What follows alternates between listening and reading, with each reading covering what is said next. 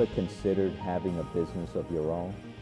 Having your own business is a dream held by many people who wish to set their own schedules, do what they love, and utilize their skills and experience to make a living. Hello, I'm your host, Ruben Ramos.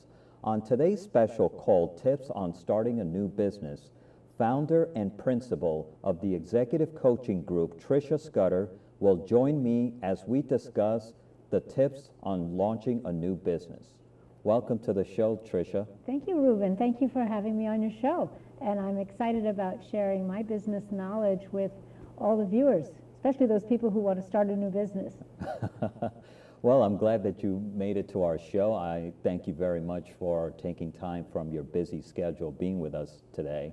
And before we get into the topic of starting a new business, let's start with you. Please tell us about your background. Well, I had a career in advertising. I was a creative director in New York. And here I had this big job, but I realized I didn't know how to manage people. I didn't know how to lead people. And I needed help. So on the QT, I secretly hired someone to teach me about leadership and management. And I got so fascinated with what I was learning and the difference it made in my results and my team's results, our clients' results. And I felt like this was a calling to learn this, apprentice with people who were inventing this new field called business coaching and executive coaching. And here it is 24 years later, after I started that business, executive coaching group in New York and Charlotte, and we have coached hundreds of business owners and business leaders. Wow, that's fantastic. I love it. I love it. I was born to do this. Wow, that's a remarkable background, Trisha. And I know that on today's topic on starting a new business, a lot of people out there contemplate of opening up their own business. They want to break away from corporate America. You hear in the news about layoffs and downsizing. But a lot of people, when they think about opening up their own business, they have these high expectations. Sometimes they could be a little bit unrealistic. Can you tell us what illusions people have before opening their new business? Well, one of the illusions that I hear most often is you'll be your own boss, as if, you know, you can come in anytime you want and you can just, phone it in from the beach.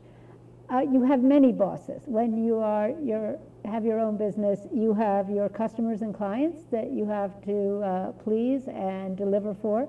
You have your employees that you have to motivate and train and give opportunity to. You have your vendors you have to have a strong relationship with and treat right. Perhaps a board, investors, your community. So you and the bills to pay. So you have definitely many bosses. It's not the picnic that people with that illusion think. Another illusion I hear is that, well, you can just write a paycheck any amount to yourself. I don't know where people get that idea, as if, the money just grows on a tree. No, you have to earn that money. And then people will say, oh, you can just write it off. Buy this, you can just write it off. Well, that's crazy. A more sophisticated illusion is that having a passion for what you do, maybe a passion to have your own accounting firm, a passion for opening up a hair salon, designing clothes, opening a restaurant, being a consultant, taking the knowledge you have. Maybe you learned a terrific profession and in the corporate world, and now you want to go out on your own and start your business. Having the passion is not enough. In fact, it can be a pitfall. I want to I'll tell you a story about a client of mine that illustrates this pitfall that it can be. She'd had her business for 2 years. She was a marketing consultant. She'd done that in a corporation. Now she had her own business doing this. And she was so proud of how committed she was to the business and to her clients that she was working till 10 and 11 every night. She was commuting home, coming back, early in the morning, be back there at 8:30 in the morning. During this time, she got a divorce.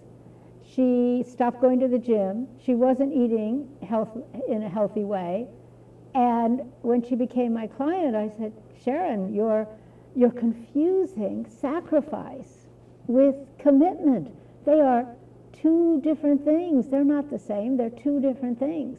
You're very committed to this business, but that doesn't mean you have to sacrifice. And as we worked together, she said, I realize I've been wanting to prove to myself, to my clients, to my family, how committed I am by how much I'm willing to give up, how much I'm willing to lose. You know, so where was this headed? This was not headed in a good way.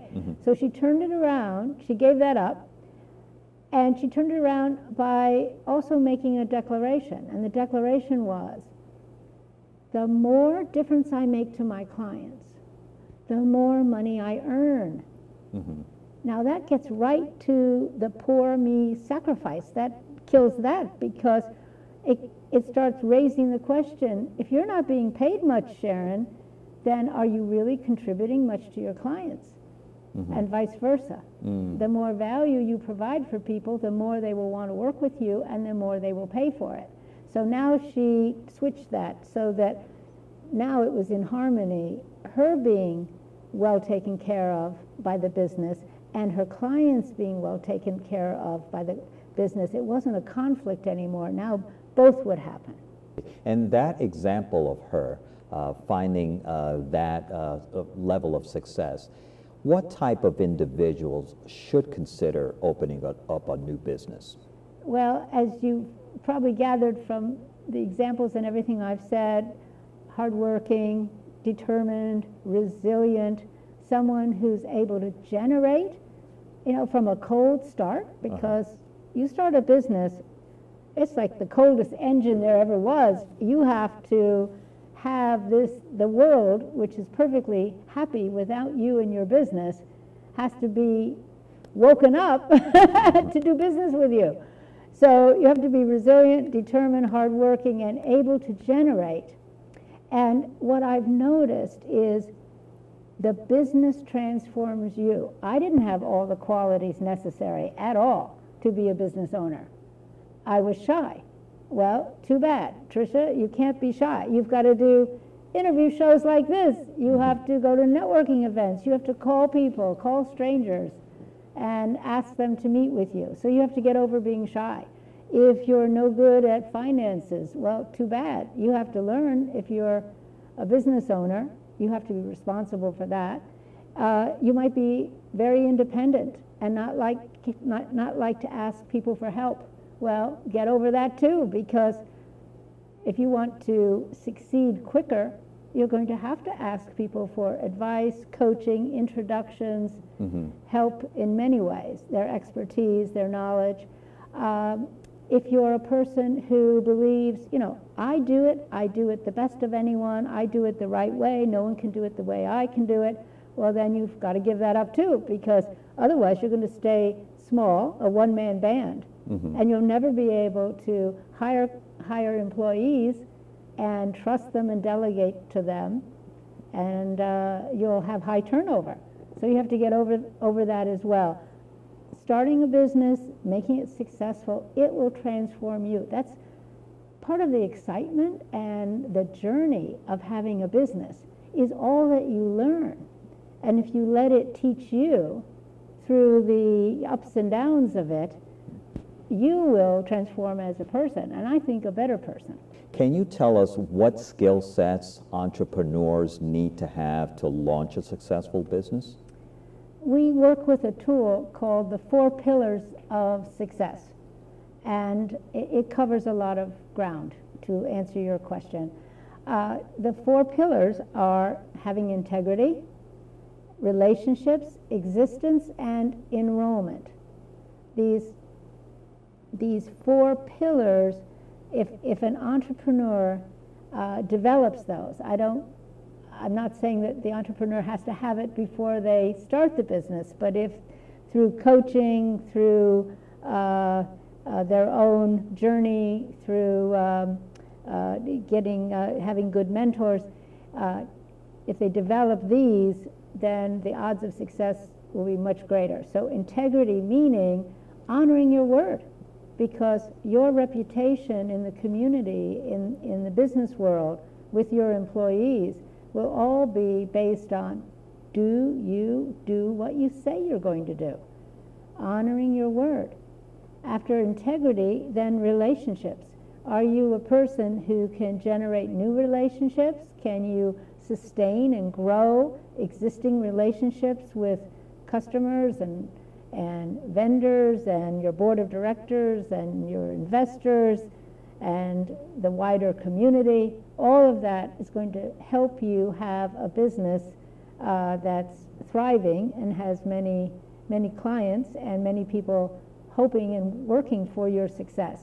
The third area is existence, which is a bit of an unusual way to use this word, but existence meaning putting your goals, your results, your commitments all in physical existence. So if I promise something to a client, it's not in my head, I'm trying to remember it, but I've kept that commitment, and that whole project is in physical form, so my team and I know what the milestones are. We know at all times if we're on track to deliver what we promised for that client. So keeping our word in physical existence also allows you to stay in reality. A lot of entrepreneurs fall asleep in a way. Mm-hmm. They get so busy delivering their accounting practice or running the restaurant or dealing with their clients that they stop putting their eye on the ball, and next thing they know, suddenly there are no revenues next month. So if you keep these in physical existence and keep monitoring your the numbers, mm-hmm. you can't go to sleep that way. And then the last quality is enrollment. A successful business owner has to be somebody who can speak of a possibility to a new customer, mm-hmm. to a potential hire, to an investor, mm-hmm. to the newspaper or television, in a way that inspires them to act, inspires them to join the company, inspires them to put money into the investment, or inspires them to become a customer. So being able to enroll people, not twist their arm, not persuade them or convince them, but enroll them because you're talking about something that would benefit them, a possibility that inspires them. So those four qualities, integrity, relationship, existence, and enrollment, we have found are four pillars that are necessary for success.